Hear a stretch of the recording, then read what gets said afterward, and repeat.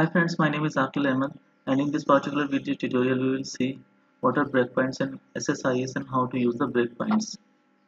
This is my profile. I have 10 plus years of experience on Microsoft technologies, especially in SSIS. So the agenda of today's video tutorial is what is a breakpoint in SSIS and how to use them. How to debug the SSIS packages. So actually breakpoints can be used to debug the SSIS packages. So, whenever a developer is writing some code, some SSIS packages, so at that point of time, it's very necessary step to pause the execution of the SSIS package and then check the values of different SSIS variables. And then you can check the data. For example, if you're loading the data to SQL Server tables, then you can, after pausing the execution of the SSIS package, you can check the data in the SQL Server tables. Or if you are exporting the data to maybe to CSV files or to some Excel files, for example, to hundreds of CSV files. So after exporting data to one of the CSV file, you can just verify the data after pausing the execution, and maybe you can check the value of different variables and yeah, different files or something. So we will see how we will be using the breakpoints in the SSIS package. So in this particular screenshot, you can see that there is a breakpoint which is situated on a data flow task. So you can see that there is a circle here, so it means that at this particular moment the execution of the SSIS package is paused at this particular data flow task. So what is a breakpoint? So a breakpoint in the context of SSIS is an intentional stop marked in the code of an SSIS package where the execution of the SSIS package will be paused, and at that particular time you can check the values of different things. I have one of the SSIS package, this one that is already pre-created. This is the package name is debugging, and we are doing very simple task in it. Let me show you the SQL Server 2016 database, SQL Server 2016 instance. So this is my SQL Server 2016 instance, and I have database training, and under training database I have some tables here. Like there is a table test data. So if you want to see the layout of data in this particular table, so you can see that right now this table has 1 2 3 4 5. This table has 5 columns, but right now it do not contains any data in it. It's under the training database, and this is my SSIS package that I already created. So there are two connections here. The first connection, which is the OLEDB connection, it's basically pointing to my SQL Server instance 2016 that I just showed you. So this is my SQL Server 2016 instance, and this is connecting to training database with Windows authentication.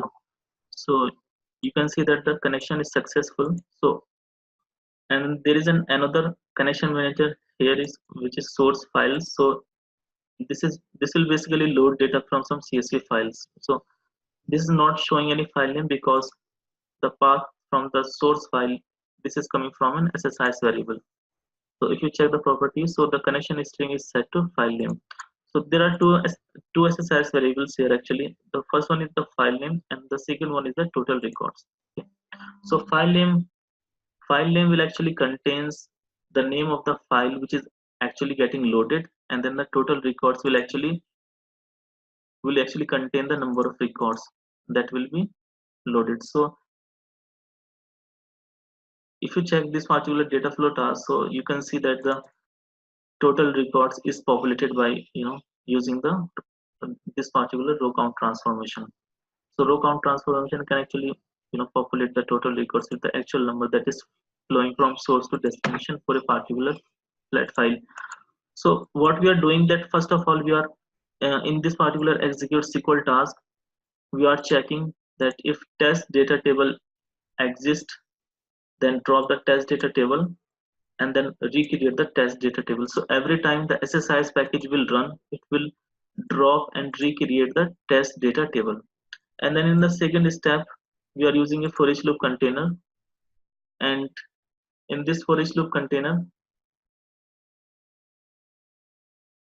under the collection, you can see that we have used a for each loop file enumerator. So from the C files folder, we are basically loading all the files those exist under C files. So there are actually four files, four CSV files are here.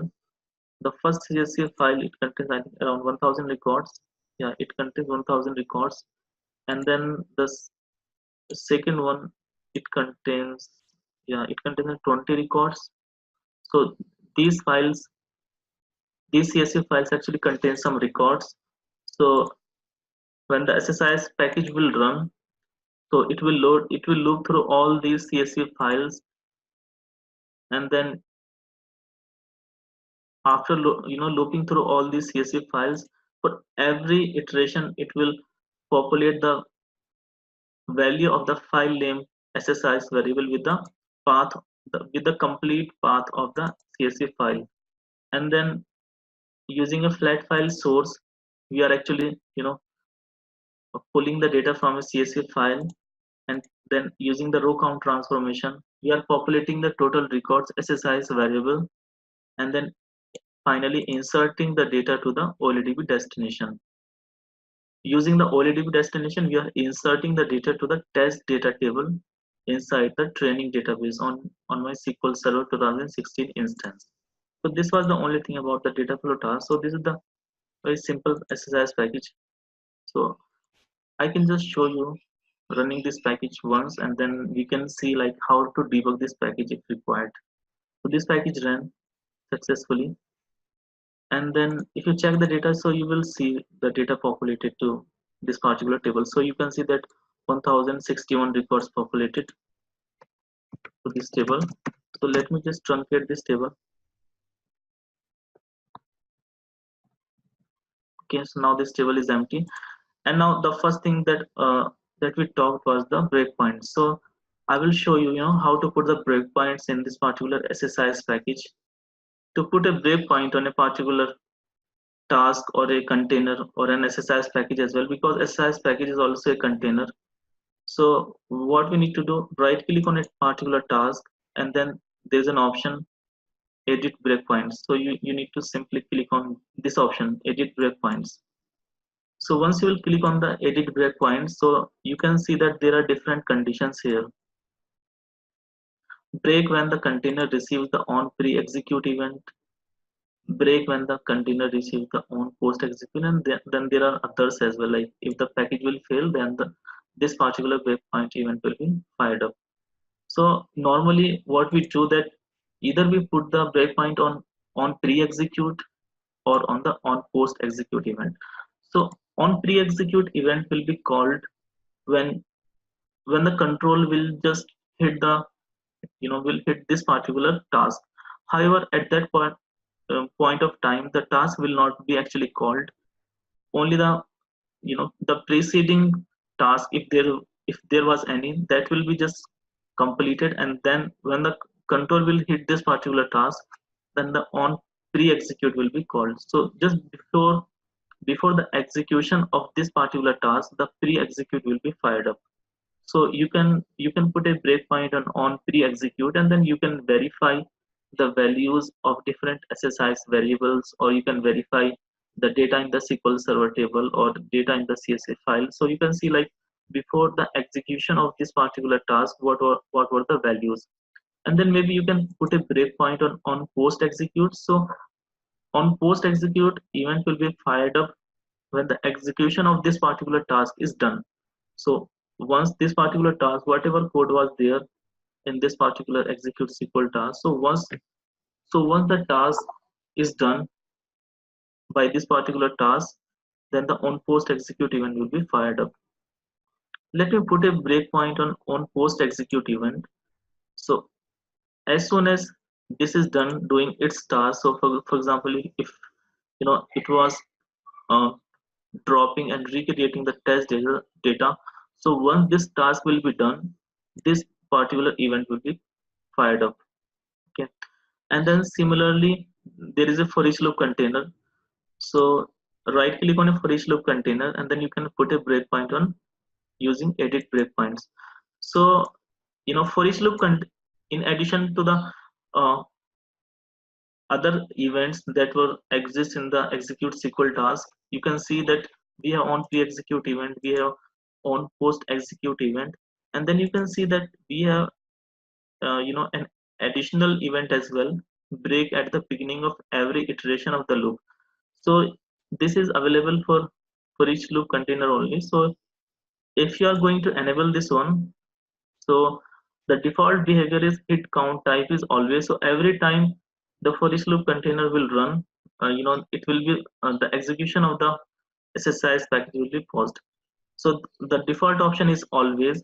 However, there are other options as well, like hit count equals. So for example, if you want that when the if you put the value 2 here, so when the SSIS, when the for each loop container will be fired up twice, so I mean on the second iteration of the for each loop container, the execution of the SSIS package will be paused, and for the rest of the iterations it won't be paused. Similarly, there are some other options as well, like hit count multiple. So for example, if hit count multiple is set to 2, so on every alternate iteration of the for each loop container, this particular the SSIS package will be paused. And for so for example, it will be paused for second iteration, fourth iteration, sixth iteration, and so on. However, let me just put it to always. So if you put it to always, so at every iteration of the for each loop container, the execution of the SSIS package will be paused. So I can click OK, and then you can put a breakpoint on the debugging SSIS package as well. So right click on the control flow. So now you are going to put a breakpoint on the SSIS package itself. So for example, if you want that after execution of the SSIS package, the SSIS package should be paused, so that you want to check the value of some different SSIS variable. So you can choose the edit breakpoints, and then you can put a breakpoint on post execute, and then click OK.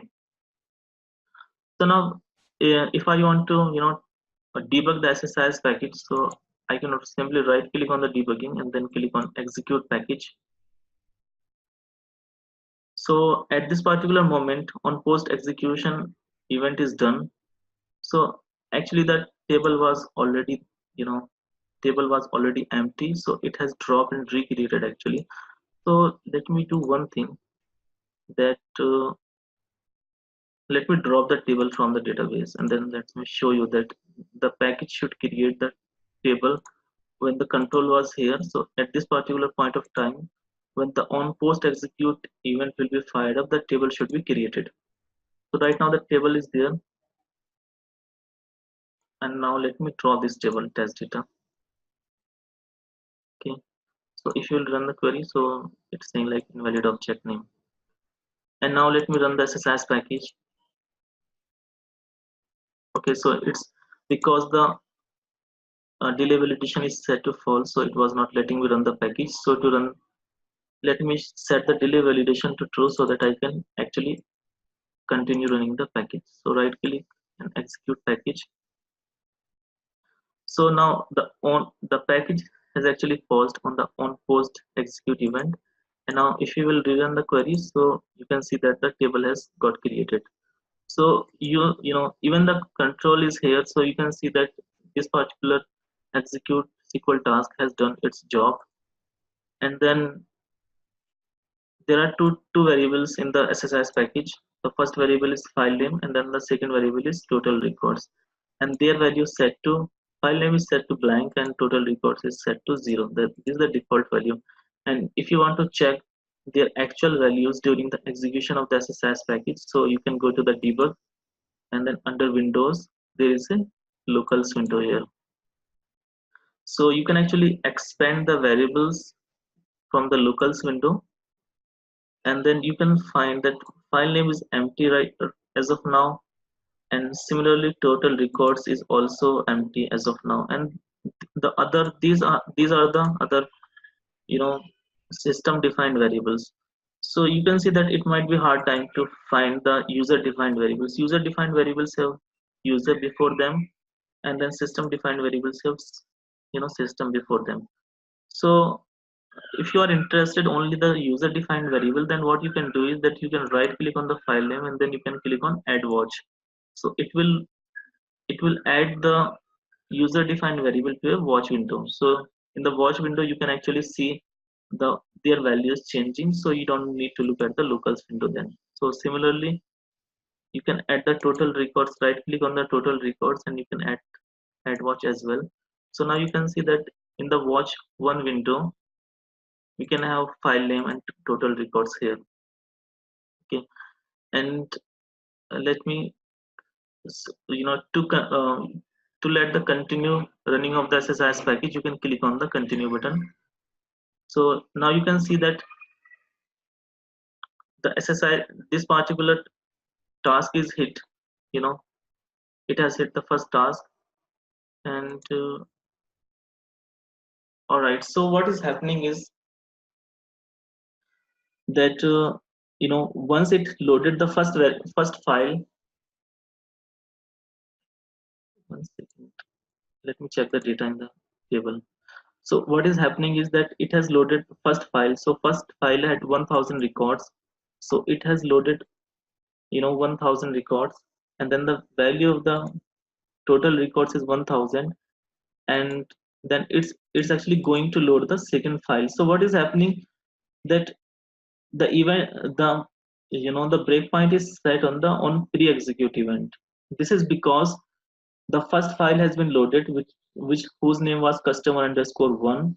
So that has been loaded, and then the total records is set to 1000. So because the total records values are set, when the control will hit the data flow task.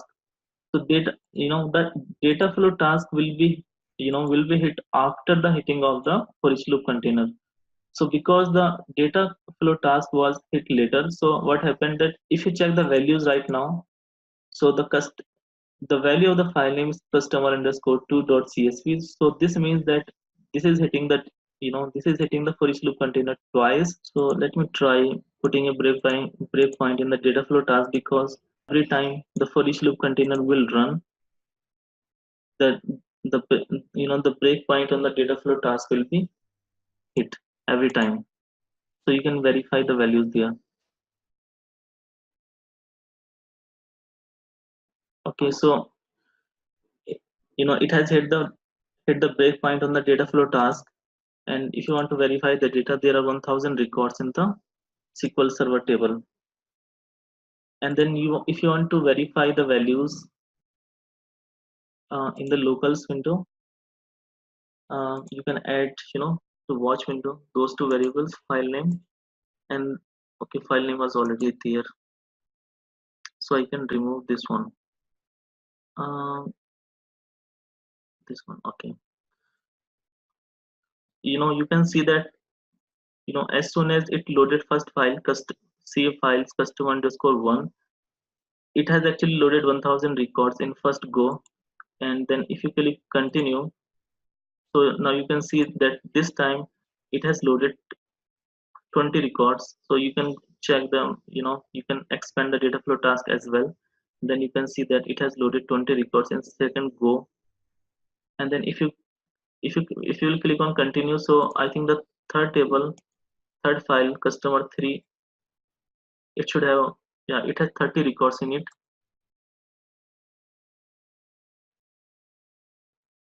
So third time it loaded 30 records, and then in the fourth go it should have loaded 11 records. So our goal was to actually pause the execution of the SSIS package at every iteration.